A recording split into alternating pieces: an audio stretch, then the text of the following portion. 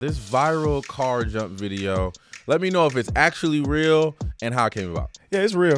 And I got in some real trouble for that. When you got guys on my team like Dexter and Burns, and they walk up to me and they're like, you doing it out here. I'm like, oh yeah, like these are the cool guys, and they telling me I'm doing good. I was a big Cartoon Network kid, so it was the kids next door. I officially feel old now. That whole first purchase after signing your first NFL contract. My first purchase, I went to Chipotle and I got extra steak.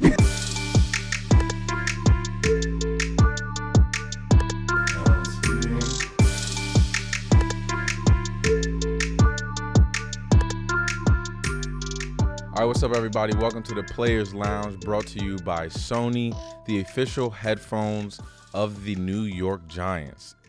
All right, I'm very excited for today's show here on the Players Lounge because we got a guy that I've been dying to speak to. I've been seeing him around. I've been seeing him obviously doing this thing on the football field. But we have our guy, rookie defensive back, Dru Phillips. Welcome to the show, man. How we feeling? I feel good, man. Thank you for having me, man. Awesome, man. Happy for you to be here. Yeah. All right, let's get right into it. I think you were born in Alabama, but you were raised in Louisville, Kentucky. So where do you say you're from? Like, where are you claiming right now? Yeah, it's crazy. I really claim South Carolina. Okay. But I got to give roots. I grew up in Kentucky. My family's from Kentucky. Just happened to move there, halfway through my life, and that's where I call home, down in Greenville. Okay, nice. I love that. So you come from a family of athletes, like, your dad and different. Who's the best athlete in the family? Oh, there's no shot. It's me. It's you. It's me. All my I got the athletic genes. My brothers and stuff, they got the size. So what I lack, I lack what they didn't have. Okay, when did you start playing football? Like, when did it become a passion for you? Like when you started playing initially, and then when you knew you were going to be something, like when did that happen? Yeah, I definitely started. I was young. So like my older brothers and stuff like that, when I was growing up, they were my role models. So I used to watch them at practice. I used to go run with them. So I'd say about 5 years old, I started playing football, and that kind of was my thing. And never ever really thought I was going to be too much. I just loved playing football my whole life. Then, I got to high school. Start putting in real work, like, you go to training all the time and you're trying to start going to camps. And I'm like, I can hang with a lot of these guys. Like, I think I deserve a shot. So I think after my sophomore year, I was like, yeah, I can do this. It's funny how high school has that thing, right? Like when the game started, especially for myself in high school, like when the game started to become easy, or there were things that were happening that were kind of out of body experiences. Like, you're like, yo, I just did that. And like, everybody's kind of amazed, like, okay, maybe I could do something here. But like myself, you also did a little track and field too. You were a state champion in the triple jump. Yeah. Talk to me about like your love of track, like where that came from. Were you a football guy running track, or was track a passion for you as well? Track was really a passion. Like my whole life, it kind of was just like built in. My mom did track. She used to do hurdles in high school. So I always heard about it. And then growing up, I did track. I just always would run, and I always was the fastest, so it's kind of just made sense. And then I got to high school, I fell in love with the whole jumping scene, and used to go on YouTube and look up videos of how to do triple jump, and end up going out and winning state off it. It was pretty cool. Because triple jump isn't easy. Like I learned in high school too, and it's not a normal thing that your body is used to doing. Like just regular long jump is one thing. You just run in, jump off the pad, you go. But the technique of the triple jump is not easy. So kudos to you for dominating in that joint in high school. All right, so you were a triple jump champion. All right, got that out the way. Now this viral car jump video, talk to me about the artificial intelligence that was used to do this, or how fake it is, or who CGI'd it, because I don't believe it personally. Yeah. So let me know if it's actually real and how it came about. Yeah, it's real. And I got in some real trouble for that. It was a funny story. It's happened after school one day. You're in high school, you're talking to your friends, like, I bet you I could jump over a car. It's like, no. So after school, I just went and did it. Jumped over, took the video, posted on Twitter. High school coach, just take it down. That's too dangerous, yada, yada, yada. What kind of car did you jump over? It was an Altima. Oh, okay. And it was in motion, or ran and jumped over just it? ran and jumped over top of it. Gotcha. So had to delete it at first, then reposted it after one of my other high school coaches. Like, that was really cool. It's like, keep it up. So I was like, reposted it, blew up from there, and it was pretty cool because to this day people still talk about it. That's dope. I think there should be always ways, obviously barring any safety issues or concerns, right? But I think there should always be ways outside of the game that if athletes could like market themselves or show their athleticism, we had a guy named Jason Pierre-Paul who I feel like was a phenomenal player for us, obviously. But I think the one thing that stood out for him was that he did, mind you, he was, I think, 6'4", 270, 280 probably, and the man did 11 backflips. Like he just posted a clip of him. I don't even know, they were training down in South Florida, and he just did 11 consecutive backflips. That's crazy. And I'm sure if the Giants didn't like him before that, they saw that clip, it was like, we're drafting that guy. You know what I mean? I bet. So I definitely get it. That's crazy. That's funny. You chose Kentucky to go to college. Why? I know your dad went there as well, but was that part of your reasoning for going to Kentucky as well? No, that was had nothing to do with it. My thing came down to the area. My grandparents also lived up the road, and the coaches, Coach Stoops and everything, they did a great job. I've always seen guys because I was a fan of them growing up, and when they started recruiting me, and I felt like I could really be part of family up there, just wanted to help. Did you go there with Wandale as well? I did 1 year there with Wandale. Okay, so this 1 year there, were I was you there. strapping him up in practice? Like, what was the battles like in practice going up against Wandale? We had some competition on a few plays. You know, I think each of each other tell a different story, but I feel like we each did our little thing. I love that. Okay, now take me to draft day, right? Like a kid from South Carolina, coming from Kentucky, obviously. What was the energy like being drafted, especially being drafted and then coming up to New York City specifically? Like, what were your thoughts when you got drafted and the idea of coming to the big city? When I got drafted, I mean, it's almost like you black out, you know. Yeah. For a guy like me in a moment like that, it was just like, wow, this is crazy. And also with New York coming up here, you know, I came here for a visit beforehand and got to meet a lot of these guys, and I liked them. I had a good relationship just from that one right there. And, you know, I was excited. Like, it was nothing. And then growing up in the South and from South Carolina and Kentucky, now I'm in New York, it was just like, how am I going to take on the city, you know, learn my ways? But, you know, you just got to jump in, you know, feet first, and just figure it out yourself. How's it been for you? How's the vibe? How's the vibe in New York? You've been here for quite some time now. I feel like you're settled in. Like, what's the vibe in New York City? Do you go out much? Do you enjoy the restaurants? Do you enjoy the scene in New York? What's been the energy so far? Yeah, I enjoy it. I mean, like, every day I can find something new. If that's, I go get a restaurant, I have my friends come up and my family come up, and every time I'm like, let's go try this or that. And, you know, it's every day's a new trying experience, but I love it. There's always something. You can go to the city, over the water. You can find anything in the city. So now, I had some short conversations with my guy, Malik Neighbors, and his family, his mother is sending him food every single week. Are you one of those guys that's being sent food to your house every single week? Is that a thing for you too? Nah, I don't have. I wish my mom would send me cooking every week. Okay. But okay, I just had to make sure how my DBs were coming, because my wide receivers is out here getting fed. Mama's sending in that good food, which I love. Now, New York is obviously a big city of fashion where the way you look and the way you represent yourself is a big deal. I've been keeping an eye on your fashion game lately. I've been seeing the vibes. You're very well dressed, very well put together. Talk to me about kind of your game day style aspect and what your style is for yourself when you get ready for game day. Yeah, definitely. It kind of goes off how I'm feeling that day. If it's kind of like some days, you know, you especially at those primetime games where you really want to show out, I'll put on my best fit. I mean, I'll go shop for weeks in advance. Love that. But then most other games, it's just like, yeah, well, how am I feeling that day? Some days it's just sweatpants, something chill. Or some days you still want to put something on. I just go in my closet and I just look through. And that morning I just put music on, get ready for the game, and I'm just feeling the vibe. What's the music? What's the music choices you on right now? What are you listening to? You driving on the way to the game. It's a home game. It's prime time. What's on the tunes? I put on, like, you know, before the games, I'm really like on the way.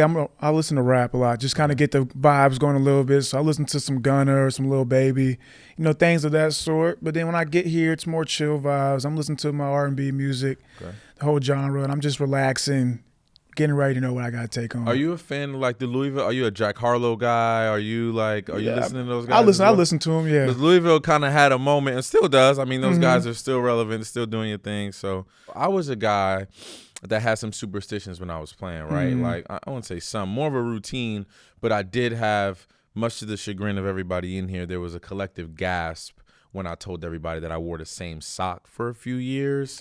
I washed like it. Brown socks? I washed it. But it was the same sock.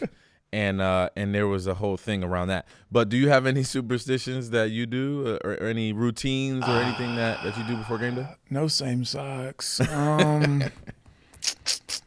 There's not too much. I mean, I'm just sticking to the schedule. I'll wake up. I kind of got my routine where I'll eat at the same time, and I eat the same pregame meal every time. I just eat something light, like I eat fruit, pineapples, and stuff of that sort. But I'm just blasting music and getting ready for the games. Yeah, I'm the same way. I couldn't, like, I know I've seen guys, especially before games, have like a pile of food in front of them before. I'm like, yo, I can't.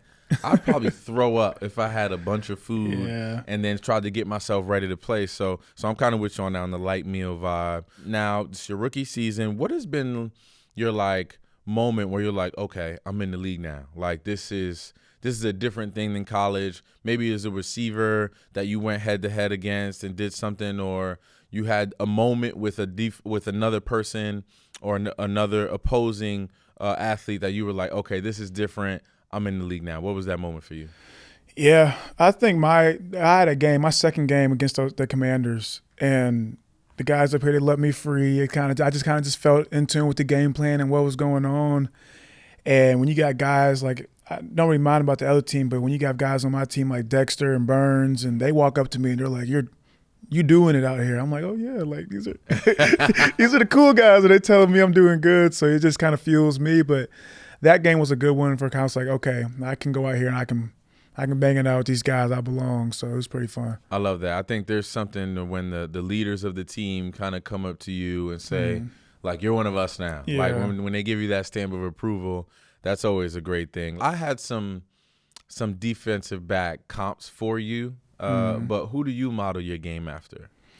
Shoot, when I was growing up, I would have said Tyrann Mathieu. Like, and still, like I just play. He's kind of like a little reckless, but you just gotta go make a play. That's kind of who I always said my whole life. Yeah, that's kind of the guy I have for you, because he kind of has this, like, you could tell he's a smart guy. He's a smart defender, and he knows what he's supposed to be. But he plays with this like kind of carefree attitude of like, I'm here. I'm gonna make a play when it comes to me, and but I'm out here in tune with what's going on in the game plan as well. You know what I mean? So, switching gears a little bit, I want to talk hobbies. I want to talk things you do outside the game. What are some of the hobbies you love? I heard you like to collect shoes. I collect sneakers as well. I used to. It's kind of becoming a little bit overwhelming in the closet right now. But like, what are your hobbies? What do you like to get into outside of the game? Yeah, like you said, the shoes and clothes part, I'm always doing stuff like that. I play the game a lot. So when I'm not out here doing football, just relaxing, debrief, I go on the game with my friends, like it's Madden or Call of Duty. Okay. But if not, especially being up here right now, I'm just going and trying new foods. I became a foodie since I came up here. So if I'm driving down the street, I'm like, oh, that place looks good. I'll look it up, go on Yelp. Never used Yelp before I got up here, but get on there, find something, and see it out. All right, dope. That's what's up. Now, switching gears a little bit now, without making me feel too old, okay? What's your favorite TV show? Like growing up or just in general, like what's your favorite TV show that you loved? Growing up, yeah, it was, I was a big Cartoon Network kid. Okay. So it was The Kids Next Door. I used to get on that. Ooh, that was my favorite one growing up. Or I watched some SpongeBob and whatnot too, but Kids Next Door growing up was that. Yeah. I officially feel old now. That whole thing went out the window real fast. Okay, favorite movie?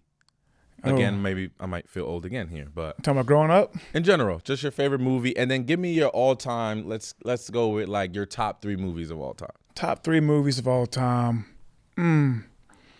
Got to put Django in there. Okay. I love that movie. Okay. We in there. Okay. Interstellar. Okay. That's a great movie. And then the third one, I got to throw an all-time classic, The Lion King. Ooh. An all-time classic. Animated joint, like the throwback? The animated. I got to keep it the OG one. Okay, we're the same. I love Django. I love all Quentin Tarantino movies. Yeah. Pulp Fiction is one of my favorites. That's on my list of all time as well. So, okay. All right, let's play a quick game. I got a couple games here, but we're going to start with this one. Blind ranking. Okay. I'm going to name these joints out to you. You're going to rank them without knowing what's coming next. Right. Okay, first is a pass breakup. We're ranking this on what? 5. Just out of 5. Out of 5, yep. Pass breakup, 3. Okay, 3. Tackle for a loss. 4. 4, okay. Pick 6. That's a 1. That's a 1. He didn't even hesitate. Okay, forced fumble. That's a 2. That's a 2. Oh, you're going to hate this last one. What do you mean? multi-interception game. Okay. I got him. That's the got him face right there. All right, blind ranking done. Okay, the next game is called Football First, where you describe the first time you did the following at any level of play, whether it's Little League, college, or the pros, right? Okay. So, okay, first position you ever played? Running back. Running back. And how was Lil Drew as a running back? I was fast. He was fast. I just hit the edge and was running. I remember because I played running back Little League too, and I distinctly remember not understanding the concept of like dive or like 21 whatever power whatever play, and I would run up to the hole and then literally bounce it out and go up the sideline every time. I feel you. Okay, next one, first interception. That's got to be Little League too. Okay, I'll say realistically probably like middle school. Okay, the ones I remember. Love that. And what was it like? Was it a pick six? Was it jumped up, high point, came down with it? Jumped up, high point. I jumped so high I couldn't even land on my feet. You know, he was high point in middle school, guys. Okay. First football jersey you've ever owned? First football jersey I ever owned. I don't think I've ever owned a football, like went and bought a football jersey. Yeah, like your favorite player or somebody that you admired and you had their jersey. It was old Kentucky player. What's his name? Boom Williams. Ooh, I was younger. Boom. Shout out to Boom, yeah. And I was younger, I just got his jersey. Okay, that's dope. First college offer? Kentucky. Love that. First purchase after signing your first NFL contract? My first purchase, I went to Chipotle. And I got extra steak. That was. You know what? This is over, guys. I'm done. I don't need to ask any more questions here. Okay, first person you call after games? Oh, my mom. Love that. Let her know I'm okay. Yeah, that was the big deal for me. My mother used to literally be at the games when she could make them right and come, and she would come up to me after every game and just hug me because she was like, she didn't care if I had 3 drops and like I had a terrible game or if I had a great game. She would hug me and be like, okay, thankfully you're okay. All right, we appreciate it. Okay, last thing we're going to do here today. Lastly, finish these statements. Okay. Everyone that knows me knows that I love clothes. Wait, no, let me take that back. Okay. My dog. What kind of dog do you have? I got a doodle. Name? Jet. How long have you had Jet? For 2 years now. So I got to have this dog conversation. What kind of dog? A doodle, right? So my daughter's pressing me for a dog. She wants a golden retriever, but I'm like, that's a big dog. Like, yeah. I'm trying to settle on a Frenchie. If you had to choose between a Frenchie and I was going to also, let's do a Frenchie, a golden doodle, and a golden retriever. Which one would you think I should pick? Golden doodle. Golden doodle. And why? Oh, they good dogs. Like you get everything in a golden retriever and they don't shed. The shedding is a big part for me. Shedding's a big part. I feel like golden retrievers shed a lot. They do. And Frenchies just can't breathe too much. So I'm happy for this. We're going to clip this and send it to my daughter because we've been having this issue at the crib. Okay, last but not least, the best advice that you've ever gotten is? Just keep, I'm trying to think the best advice. But my dad always told me, just keep working no matter who's watching. There's no matter who's watching and what situation you're in, if you work your hardest, something good's going to come out of it. I love that. Was your dad always full of like isms or had like one-liners? My dad's a smart. Gems.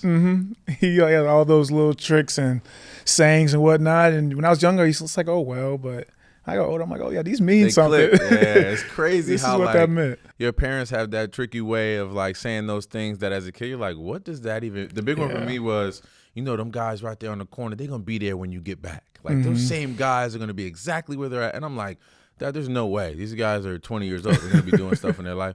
And sure enough, 10, 15 years later, I come back, the same guys are in the same spot doing the same things. So, Drew, I appreciate you giving us this time, man. It's been a phenomenal interview. And good luck to you the rest of the way. Thank you, man. Thank you for having me. Of course.